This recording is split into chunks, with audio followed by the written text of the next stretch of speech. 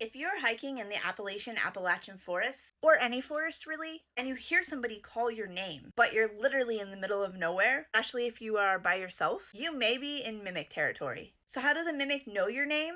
This is where it gets extra creepy. They would only know your name if they have been paying attention to you. The same goes for if you hear a mimic's voice and it's the voice of somebody you know, or even your own voice.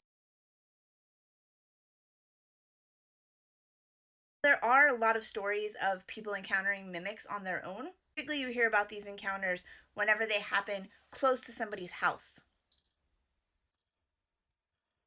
That's my stopwatch ghost. You may hear a mimic if you're on your porch or in the woods around your property. On the flip side of that, if you are with a group of people hiking in the woods somewhere, that gives mimics a lot of different voices and better access to your name. It's not just about having a Dybbuk box and not opening it. If you have a Dybbuk box that is genuinely a haunted object and you don't open it, it's still a haunted object. If you bring a haunted object into your house with the intention of paying it no mind, it is probably still going to pay you some mind. Maybe like a lot, depending on the item. There are instances where people inherit items or pick up items at yard sales or thrift stores that are haunted, and they don't realize ahead of time that they're haunted. But if you know that an object is haunted and you are not properly prepared for cohabitating with a haunted object, maybe just don't.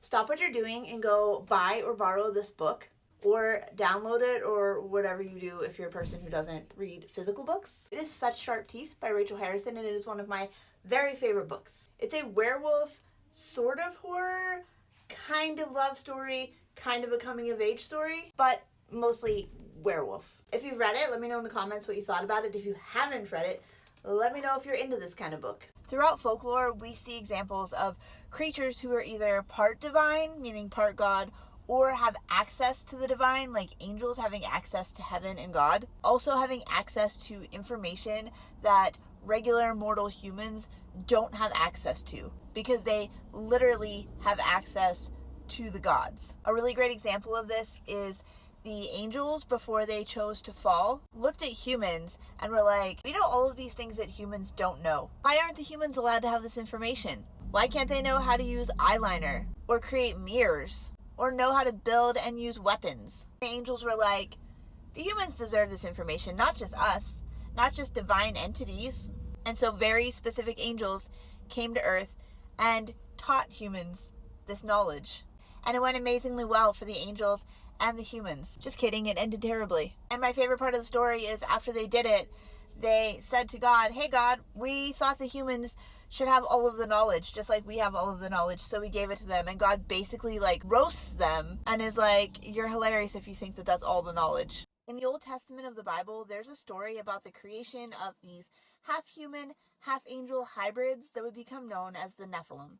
There were angels in heaven that looked down at earth and saw beautiful human women that they lusted after, to the point that these angels decided to leave heaven and fall so that they could come to earth and be with these women. These angels and humans would have children who would be the Nephilim. Because they were hybrids, Nephilim were typically taller than an average human, smarter, faster. They didn't necessarily have supernatural abilities, but they were able to do things that regular humans couldn't. According to folklore from the Scottish Highlands and Ireland, when these angels were falling, so many were leaving heaven at such a rapid pace that God closed the gates of heaven so that the city would not be empty. As soon as the gates closed, these angels who were mid-fall came to their senses and remembered who and what they were. Some of the angels continued in free fall the entire way down to hell, where they became demons. But some of them would land in the trees, in the water, in the mountains, and the forests, and they would become what we know today as fairies.